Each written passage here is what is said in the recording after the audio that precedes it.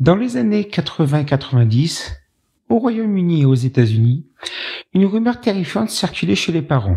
Des individus prétendant être des travailleurs sociaux se présentaient chez les familles, pénétraient chez eux, puis enlevaient les enfants qui s'y trouvaient. La terreur chez les parents était assez forte, mais il y avait juste un problème. C'était faux. Enfin, pas tout à fait faux.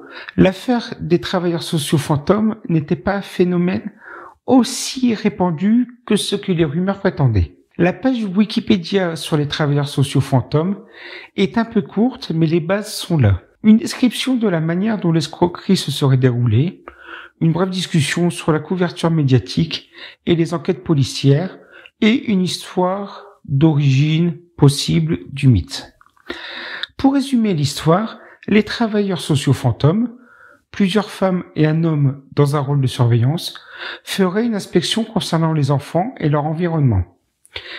Les assistantes sociales déclareraient alors que le foyer est inapte et retireraient l'enfant qu'on ne reverrait plus jamais. Quand les personnes contactent l'agence à laquelle les travailleurs sociaux prétendaient être affiliés, ils apprennent que personne portant leur nom n'y a jamais été employé.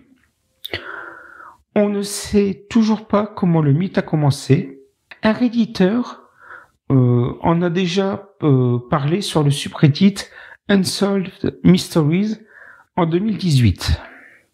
Il dit « Je suppose que les agences locales de surveillance sociaux étaient si désorganisées et tenaient des registres si médiocres que les fantômes étaient de vrais travailleurs sociaux, mais leur patron n'avait tout simplement aucune idée de la façon dont le personnel passait son temps.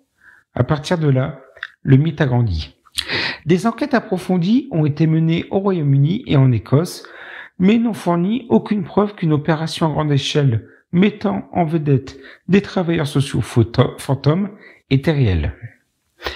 Malgré le manque de preuves, il y en a encore beaucoup qui assurent haut et fort que les travailleurs sociaux fantômes sont réels, citant des anecdotes, des souvenirs personnels et des incidents isolés comme preuve. Il y a bien des cas assez documentés qui donnent du crédit à l'idée, y compris la disparition de Marie-Agnès Maroney en 1930 et le scandale de la séquestration et de la maltraitance d'enfants de Cleveland en 1987. Je ne dis pas que ce genre d'enlèvement ne s'est jamais produit, juste qu'il n'était pas aussi courant que les rumeurs le prétendaient. Aux parents, faites toujours attention lorsque quelqu'un que vous ne connaissez pas vient frapper à la porte et demande à voir vos enfants.